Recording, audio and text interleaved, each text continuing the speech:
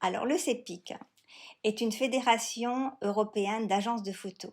Notre activité principale est de faire du lobbying pour la photographie à Bruxelles. Et donc, c'est dans ce cadre qu'on s'est battu pour la directive des droits d'auteur à Bruxelles entre 2015 et 2019. Voilà. Le sujet de la table ronde est un sujet très vaste, c'est les enjeux de la photographie sur Internet. On va se concentrer sur deux domaines. D'une part, le piratage, l'utilisation, le téléchargement abusif, aussi aussi les usagers en fait, les comportements des usagers, les technologies qu'on peut mettre en œuvre pour lutter contre le piratage, euh, les, euh, le manque à gagner pour les photographes. Donc ça fait partie déjà de la rétribution des auteurs, si vous voulez, mais c'est un aspect qui est un petit peu différent. La rétribution des auteurs, c'est quelque chose de différent. Le partage de la valeur, c'est quelque chose de différent, que je vais définir ici. Le partage de la valeur, c'est la rétribution des auteurs par les plateformes numériques type Facebook ou Google. C'est ça le partage de la valeur.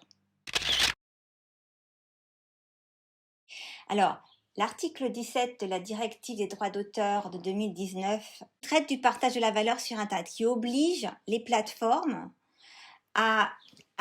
qui les rendent responsables du contenu qui est partagé en ligne par les utilisateurs. Comme les plateformes devenant responsables du contenu partagé, ce n'est pas du contenu qui appartient aux auteurs qui a été téléchargé, elles doivent soit bloquer ce contenu, soit passer des licences avec les sociétés de gestion collective.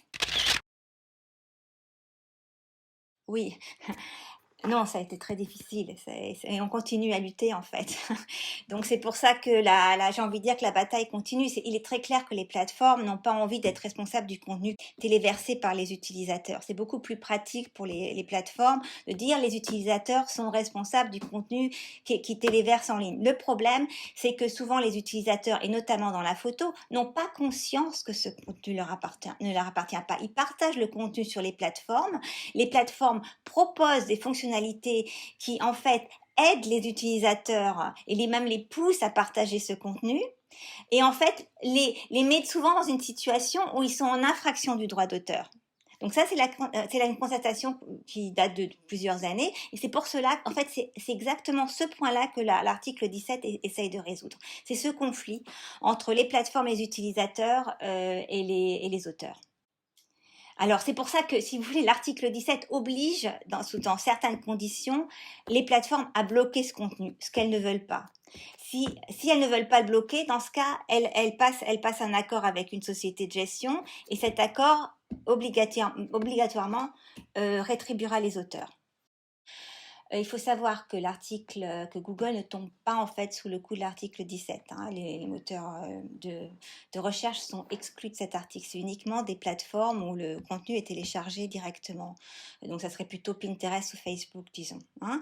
Donc ceci dit, c'est vrai que toute cette bataille, c'est entre 2015 et 2019 qu'on s'est battu à Bruxelles pour cette directive, a poussé indirectement les plateformes à passer des accords.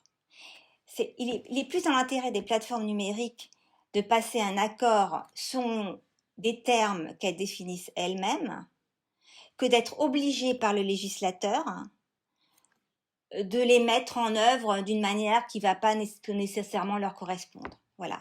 Donc c'est pour ça que Google a pris les devants et en l'occurrence, je peux dire que Google est devenu le meilleur élève de la classe en ce qui concerne les plateformes numériques. Le piratage reste un problème important pour tous les auteurs en ligne. L'article 17 ne va pas régler ce problème. Donc, alors par contre, ce qui peut régler le piratage, les problèmes de piratage, c'est tout ce qui est technologique. Il existe de nos jours de nombreuses technologies qui permettent de bloquer ce contenu, de l'identifier en ligne, de le tracer, voilà.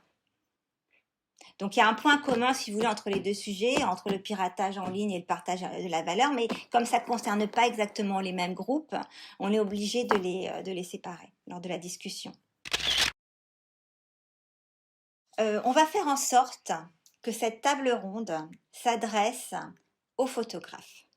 C'est-à-dire que c'est eux les premiers qui sont intéressés par les deux sujets en question, par le piratage et par le partage de la valeur. Le partage de la valeur, c'est un sujet qui occupe les Français parce que cette idée du partage de la valeur, il est né en France. Et il est pas né en France en 2015, il est né en France en 2010. Donc ça fait presque plus de 10 ans que les photographes français entendent parler du partage de la valeur. Donc ils doivent sans doute se poser la question, mais où en est-on? Pourquoi ça prend tant de temps? J'ai envie de dire, la législation, c'est comme ça prend beaucoup de temps. Il faut d'abord persuader les législateurs, ensuite il faut écrire les textes, ensuite il y a des discussions, il y a des consultations, les textes sont bloqués et on avance petit à petit. Donc nous, ce qu'on va essayer, c'est je pense, d'essayer d'expliquer aux photographes qu'est-ce qui se passe, qu'est-ce qui existe déjà, quelles ont été les évolutions et leur donner une perspective à court ou moyen terme. Alors, elle s'est déroulée déjà en plusieurs étapes puisque les premiers contrats avec les plateformes, nous les avons signés en 2008. Donc ça quand même remonte. Avec YouTube à l'époque, qui avait pris la mesure alors même qu'ils n'y étaient pas obligés, puisqu'ils étaient, de par une directive européenne de 2000, exonérés de droits d'auteur par rapport à d'autres diffuseurs d'œuvres protégées.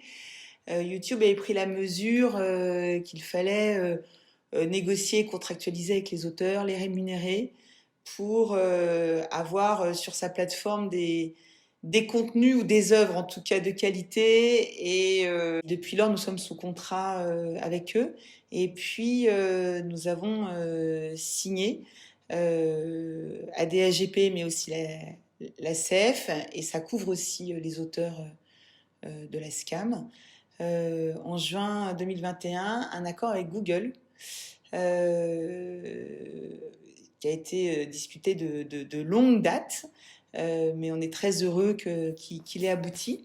Et nous sommes à l'heure actuelle en train de discuter, sous l'empire de la directive d'avril 2019, qui réforme la fameuse directive de 2000 qui exonérait de droits d'auteur les plateformes. La directive de 2019 vient tout à fait changer les choses de ce point de vue. Nous sommes en train de négocier avec d'autres grosses plateformes que sont, par exemple, Facebook ou d'autres.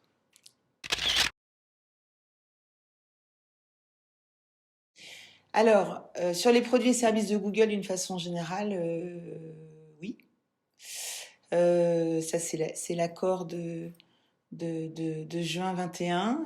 Ils ont été payés en fin d'année 2021 pour l'immense partie des droits, et pour partie, ce sera en mai là, de cette année, puisque il faut quand même, à partir du moment où on parle de licence d'utilisation, avoir une année complète de diffusion d'œuvres pour pouvoir avoir la documentation qui permet de répartir. Voilà, donc on ne pouvait pas répartir avant la fin de l'année pour une partie des droits. Et donc ça va être fait là, en tout cas pour les auteurs de la DAGP, à la session des paiements de mai-juin. Mais l'immense autre partie a été payée en novembre-décembre, puisque nous avions reçu les sommes quelques jours, quelques semaines avant. Enfin, c'est vraiment deux très belles nouvelles, à la fois ce contrat-là qu'on a obtenu en juin 21 et la directive de 2019 qui nous permet de négocier avec les autres plateformes, et notamment Facebook et Instagram. C'est quand même, sur ces 3 dernières années, c'est très court, surtout avec la crise Covid, vraiment des super belles avancées pour rémunérer les auteurs du fait des diffusions numériques de leurs œuvres, quoi. Ça, c'est vraiment... c'est très prometteur pour eux. On sait bien que c'est pas ça qui va tout résoudre, vu la grande précarité des professions artistiques, et notamment des photographes à l'heure actuelle. Mais ça contribue en tout cas à apporter un début de solution. Ça apporte sa petite pierre. Voilà.